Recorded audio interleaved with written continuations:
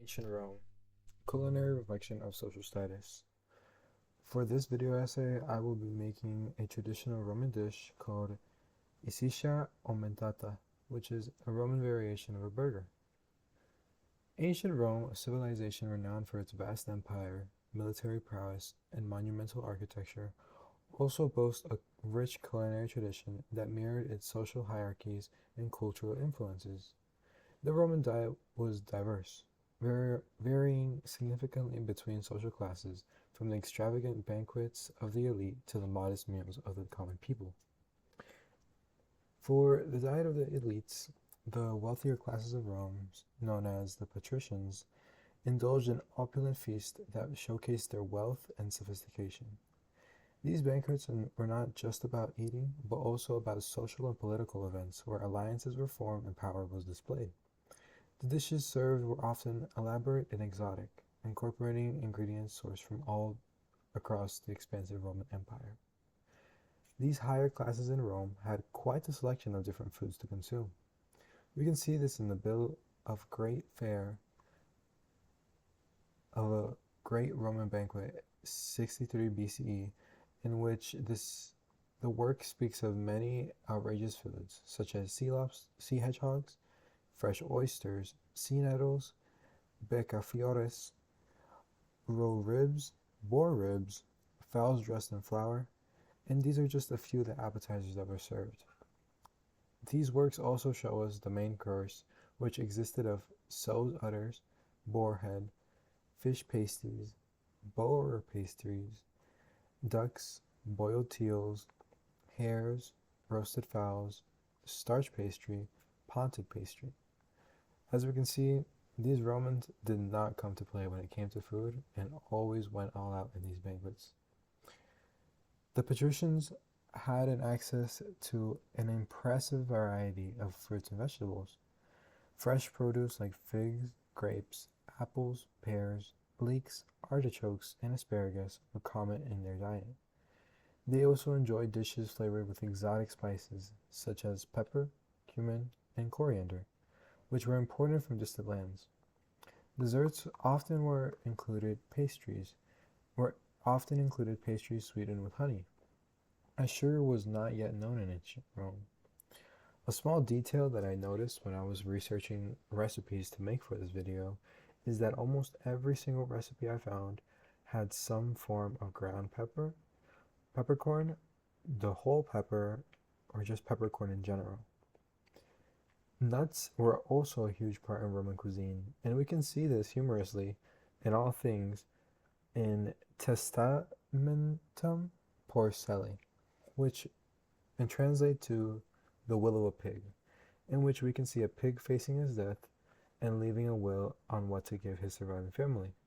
This pig is almost a human character and is written from that point of view, and we can see that nuts were the most common thing for this pig to try to split up and give to his family, among with other foods that many of the Romans of that time ate.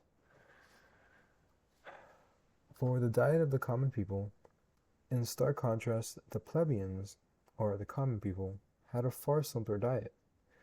Their meals were primarily based on staple foods, such as grains, legumes, and vegetables, which were more affordable and readily available. Bread was a cornerstone of the diet, with different varieties made from wheat, barley, and spelt.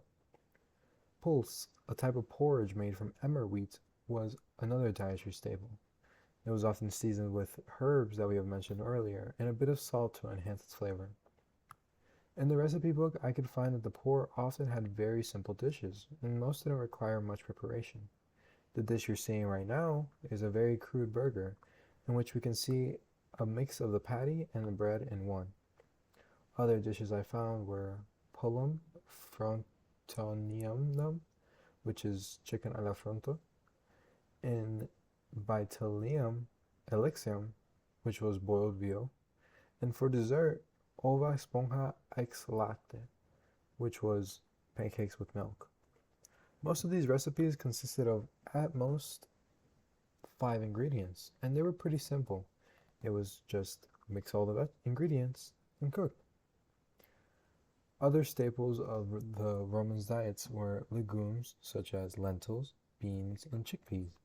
These were vital sources of protein for the lower classes, and these were typically cooked into soups or stews, providing a hearty and nourishing meal.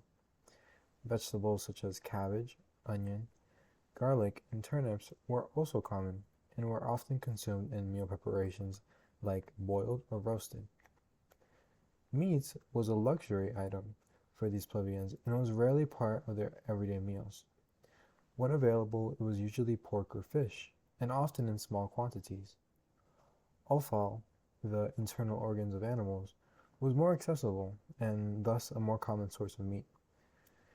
The common people also made use of cheaper cuts of meat and preserved foods such as salted fish.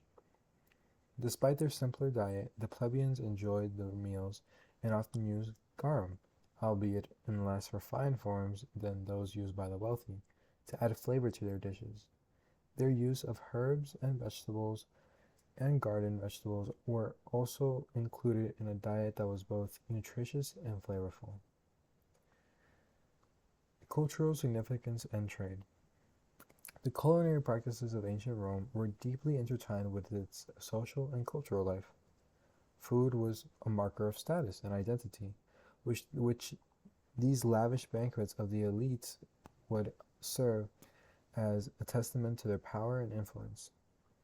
These feasts were not only about the consumption, but also about display, with courses that range from appetizers, gustatio, to main courses, prima mensa, and desserts, segunda mensa. We can see this in the writings of Petronius Abitur from 27 to 66 CE, in the writings of the banquet of Trimalchio from the Satychron, where not only were they served food, but also the servants would give the guests a full makeover and clean them before, during, and after the dinner. These would be ways for the elites to show off their accomplishments and their esteemed possessions. In these writings, we can see how Trimalchio, the freedman parvenu, was speaking about his accomplishments over an orchestra. Now, if that isn't a sign that you were an elite class, I have no idea what was. In conclusion, the food of ancient Rome offers a fascinating insight into the lives of its people and the social structures that define their world. From the scrumptious banquets of the patricians to the simple yet nourishing meals of the plebeians, Roman cuisine was a reflection of the empire's diversity and complexity. Through their food, the Romans expressed their social identities, cultural values, and connections to the broader world. This culinary heritage not only underscores the richness of Roman civilization, but also highlights the timeless relationship between food and society. As we can see, the Romans really love their food. And on screen, this burger that I'm making right now, it took 2 tries to make it. The first time it came out really bad due to the fact that I used way too much peppercorn because of the recipe. I may or may not have read it really wrong. Instead of 15 grams of peppercorn, I may have put 50, as in 50. And having never really cooked too much before, I've made myself ramen and pasta and things like that in the past. I legit thought it was going to be fine. I legit thought 50 grams of peppercorn was going to be completely fine. And once I bit into the first time, it was horrible. I could not eat it. It was way too spicy. And it wasn't spicy. It was just so like heavy with flavor that it was just not enjoyable. But the second time I put less, and I also put less pine nuts. Although this second time I wasn't able to use it as video footage due to the fact that it got corrupted, and I just couldn't use it. But basically for this recipe, you make breadcrumbs mixed with white wine, you mix it up, you add it to your ground beef, you mix that all up. After that, you add your pine nuts and your peppercorn, You mix that into the meat. You form them into patties. You put some olive oil in a pan. You fry it, and bam, there's your little Roman burger. It wasn't that bad, to be honest. It was honestly pretty good. And I can see this maybe even being something that I eat more in the future. That was my little report, and I hope you enjoyed it.